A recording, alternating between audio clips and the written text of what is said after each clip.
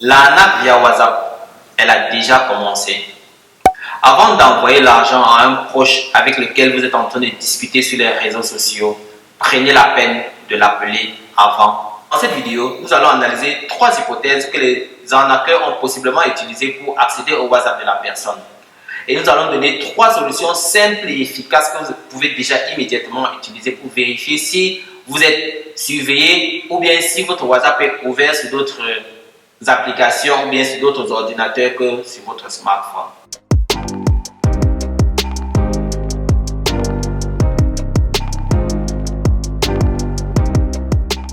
Je m'appelle Marius Gadon, je suis ingénieur informaticien, consultant et formateur. Dans cette chaîne, je partage avec toi des astuces pour mieux maîtriser les appareils que tu utilises au quotidien. Donc, n'oublie pas de t'abonner. Lorsque j'ai eu vent de cette arnaque, il y a 3 hypothèses qui me sont venues à la tête. La première hypothèse, c'est que les arnaqueurs ont pu reconduire le numéro de téléphone de la personne. Mais là, il y a déjà une faille.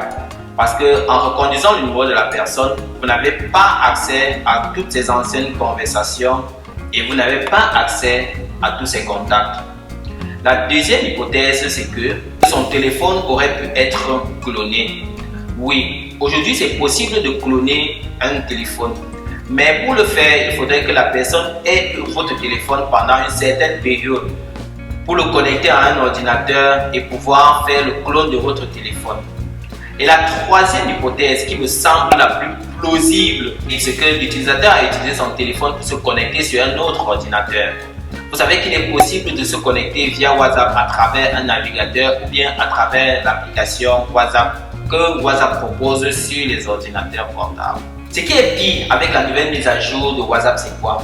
Partout où vous avez ouvert une session, que ce soit sur votre navigateur au bureau, d'un ordinateur portable à la maison, elles peuvent continuer de fonctionner que vous soyez connecté sur Internet avec votre téléphone mobile ou pas.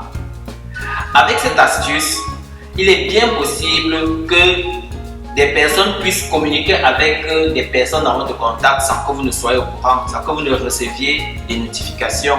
Après ça, je me suis posé une question. Mais comment est-ce que les arnaqueurs peuvent discuter avec d'autres personnes sur votre téléphone sans que vous ne receviez des notifications?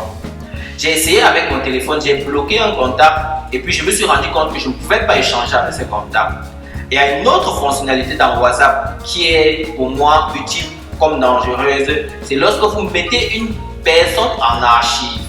Lorsque vous mettez une personne dans vos archives, lorsque vous échangez avec cette personne, vous ne recevez pas les notifications de cette personne.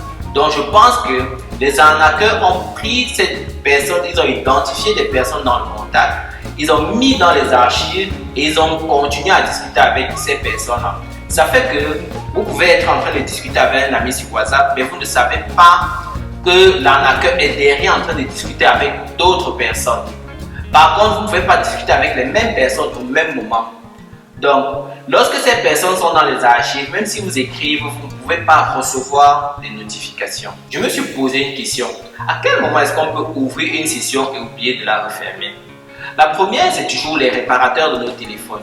Parfois, quand on les remet leur téléphone, ils peuvent soit cloner notre téléphone, soit connecter notre WhatsApp à un navigateur là-bas. Lorsque vous prenez votre téléphone, vous partez avec, lui il va rester avec et il peut discuter avec des personnes. Vous allez penser que j'accuse beaucoup les réparateurs ici, mais ce sont des personnes à risque.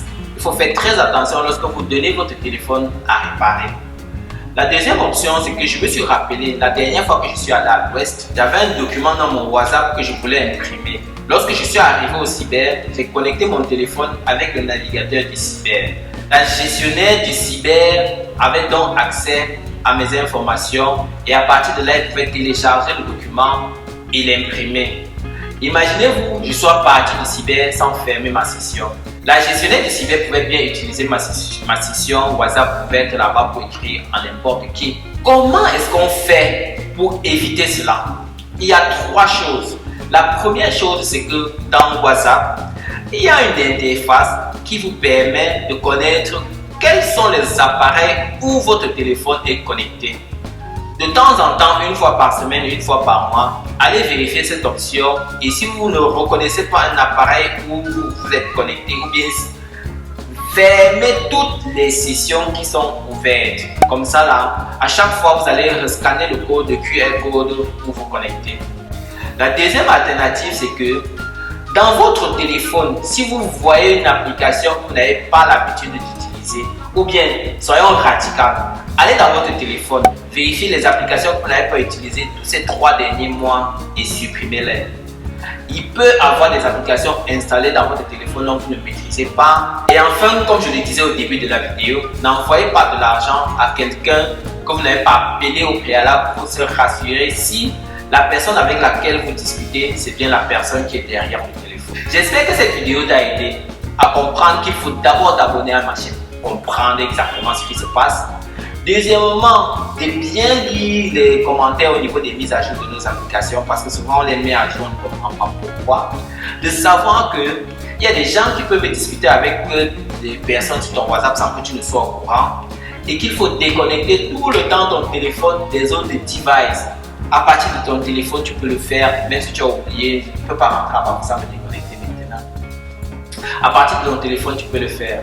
À très prochainement pour d'autres vidéos. Surtout, n'hésite pas à partager.